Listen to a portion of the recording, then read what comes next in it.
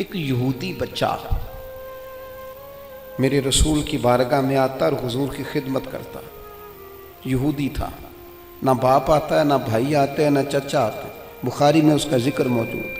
آتا اور محبت کرتا، خالی نوکری کرتا. بیمار ہو گیا، قربان جائیں، اللہ کے رسول تیمارداری کرنے چلے گئے اور حضور اس کے سراہنے جا کے بیٹھ گئے. وہ یہودی اس بات پر ہی بڑا حیران تھا کہ مجھ غریب کے گھر محبوب آ گئے.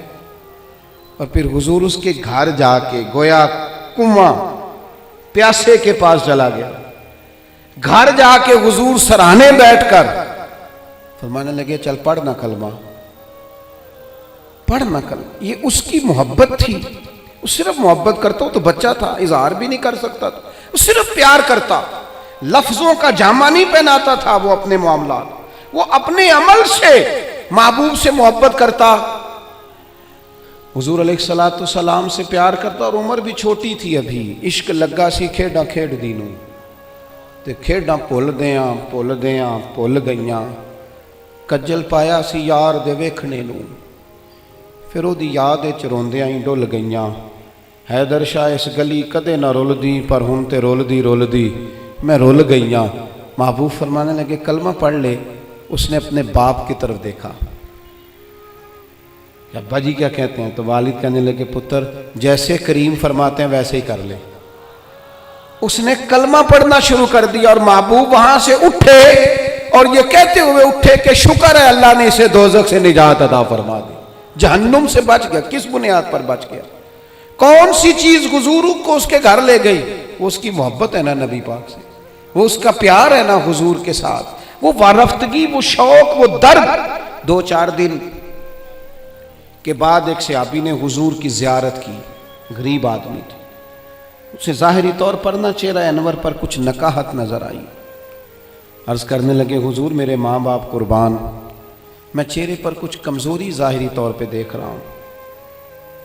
تو حضور فرمانے لگے 4-5 دن بیت گئے سوائے کھجور پانی کے میں نے کچھ کھایا نہیں. صرف میٹھا ہی کھانا سنت نہیں، فاقہ کرنا بھی سنت ہے. میں نے کچھ دنوں سے کھایا نہیں. اس کے ظاہری اثرات ظاہری طور پر کچھ تمہیں دکھائی دے رہے ہیں. دوڑے گئے گھر والوں سے پوچھا کچھ ہے کھانے کے لیے؟ انہوں نے کہا کچھ نہیں ہے. جو اپنے گھر تھے قریب رشتہ داروں کے، پڑوسیوں کے، ہمسایوں سے، ان سے پوچھا تمہارے پاس ہے کچھ کھانے کو؟ انہوں نے کہا کچھ نہیں. اب یہاں بھی رکے نہیں. یہ محبت ہے نا، یہ شوق پیدا کرتی. یہ محبت ہے نا، یہ بندے کے اندر جذبات پیدا کرتی. یہ محبت ہے، عدم سے لائی ہے ہستی میں آرزو رسول. اور دیکھو کہاں کہاں لیے پھرتی ہے جستجو رسول. یہاں بس نہیں کی، پیار خالص ہے نا. ایک یہودی کے باغ میں گئے، اسے کہنے لگے مزدوری ملے گی؟ کہنے لگا ہے تو صحیح پر مشکل بڑی ہے. فرمایا کیا مشکل ہے؟ کہنے لگا گرمی سخت ہے، پانی کنویں کا نیچے چلا گیا ہے، وہ نکال کے درختوں کو سیراب کرنا ہے اور کام مشکل ہے، گرمی بڑی سخت ہے، کر لو گے؟ فرمانے لگے ضرور کروں گا. اجرت کیا دے گا؟ کہنے لگا ایک پانی کا ڈول نکالو گے تو ایک کھجور ملے گی. انہوں نے اپنی چادر بچھا لی. ایک پانی کا ڈول نکالتے، بڑا گہرا پانی تھا، سخت پسینہ آتا. محنت کے بعد ہاتھوں پہ چھالے پڑ گئے. ایک کھجور ایک ڈول پر ملتی، تینوں لب دیاں آپ گواچے تے سانوں اپنی خبر نہ کوئی. ساتھوں تے پارے نی ککھ گلیاں دے، سانوں تے آخ دے لوگ شدائی. ننگ نموس دا ساڑ کے چولا، اساں گل پہنے ہیں تاج گدائی. او سجنا اپنا آپ گوایا ہے تاں یار نے چاتی پائی. فرماتے ہیں وہ میں نہ کھجوریں نکالتا رہا. ایک ایک کھجور جب میری چادر پر، میرے کپڑے پر کچھ کھجوریں جمع ہو گئیں تو میں نے سمیٹا، سینے سے لگائیں. خرامہ حضور کی بارگاہ میں پہنچا. کریم مسجد نبوی شریف میں تشریف فرما تھے. یہ کوئی بہت قیمتی چیزیں بظاہر نہیں ہیں، میری بات کو سمجھیے.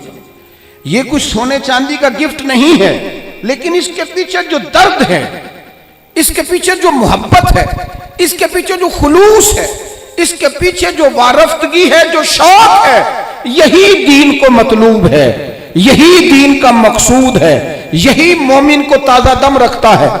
اسی سے اندر درد پیدا ہوتا ہے، اور یہی چیز ہے جو انسان کو منزل کی طرف لے کر کے جاتی ہے۔ ہم نا باتوں کی حد تک عاشق رہ گئے ہیں۔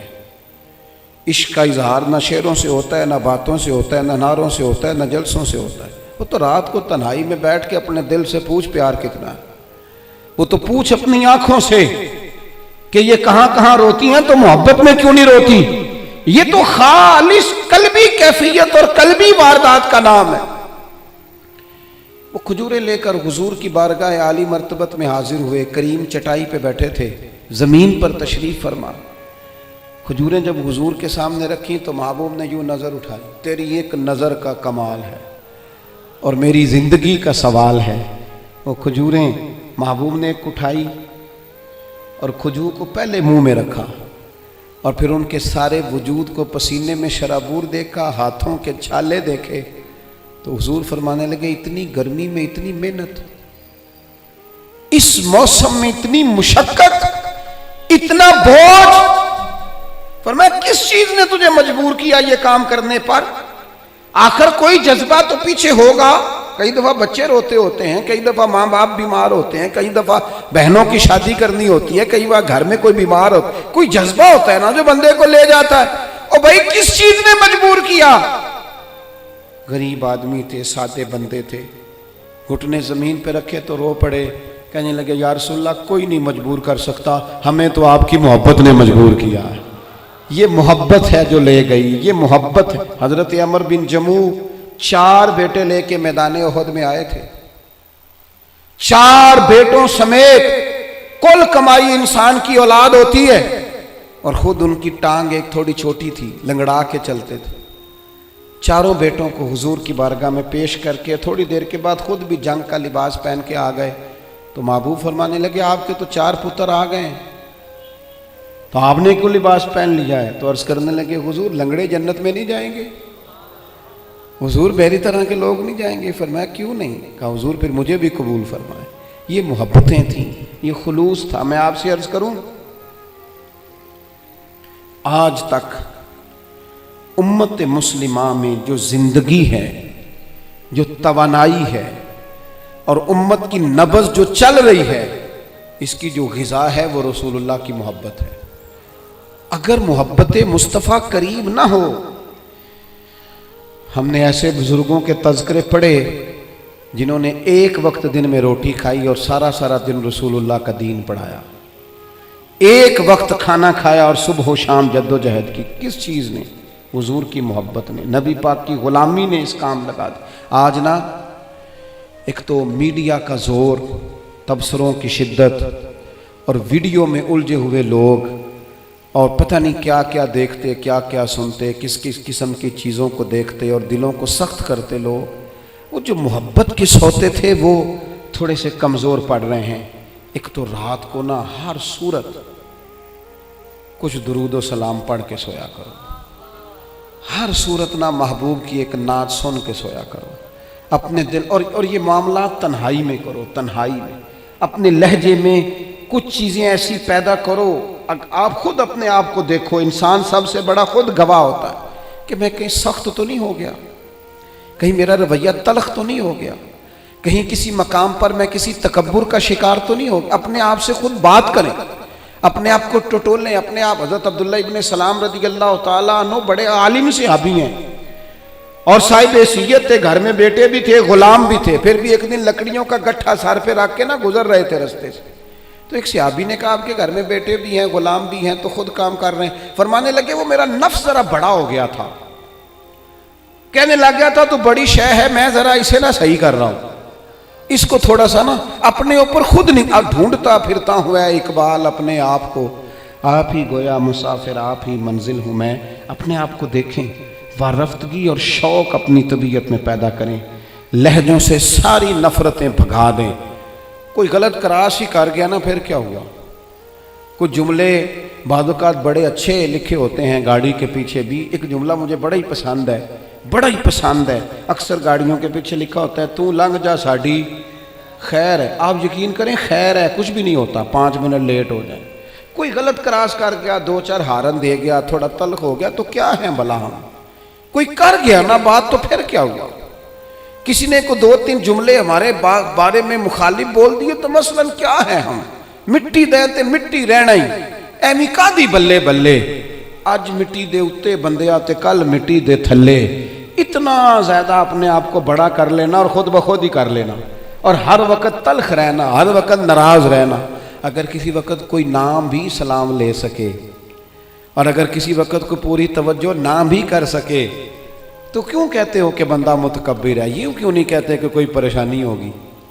یوں کیوں نہیں سوچتے کہ اس کی طبیعت خراب ہوگی؟ او بھائی کچھ تو مجبوریاں رہی ہوں گی، یوں ہی کوئی بے وفا نہیں ہوتا۔ کسی جگہ غور کر لو، کہیں کسی شخص کو کوئی تکلیف نہ ہو، لیکن وہ ہم نے نہ تھوڑی تھوڑی باتیں، اب تو نہ ہمیں کوئی بات پتہ چلتی ہے نہ ہمارے پاس کوئی یقینی خبر ہوتی، ہم اپنے گھر میں بیٹھ کر سوچ کر ہی کہ فلاں اس طرح کا ہے، نرا سوچ کے ہی ناراض ہو جاتے ہیں۔ کوئی ہمارے پاس اس کی دلیل نہیں، کوئی ثبوت نہیں، کوئی پروف نہیں، فلانا بندہ اس طرح کا ہے، سوچ کر ہی ناراض ہو گئے 100%۔ تو یہ آج کچھ محبت لے کے جانی ہے، کچھ ناراضگیاں چھوڑ دینی ہے، کچھ بندوں کو نہ خود بخود ہی معاف کر دینا، کچھ لوگوں کے بارے میں نہ دل کو ہلکا پھلکا کر کے سونا، کہیں کوشش کرنی ہے یار آج کے بعد نہ تھوڑا پیچھے بھی سیٹ مل گئی تو ہو جائے گا گزارا، کوشش کرنی ہے کہ یار کوئی حرج نہیں ہے، اگر کوئی بندہ کوئی تلخی کر بھی جائے گا تو کوئی حرج نہیں، ہم نے اپنے لہجے کو گڑبڑ نہیں کرنا، محبتوں کو فروغ دیں، محبتوں کے ساتھ جئیں، محبتوں کو آگے رکھیں۔ ساری دنیا میدان میں نکلتی ہے جیتنے کے لیے، لیکن کچھ حضرت جنید بغدادی کی طرح میدان میں ہارنے کے لیے بھی اترتے ہیں۔ وہ کہتے ہیں یار نہیں، اپنوں سے، بزرگوں سے، بڑوں سے، قریبیوں سے، محبت والوں سے کوئی جیتا تو نہیں نہ جاتا، کوئی عرض نہیں، ہم ہار جائیں گے، کوئی فرق نہیں پڑتا۔ کبھی کبھی میدانوں میں ہارنے کے لیے بھی اترو۔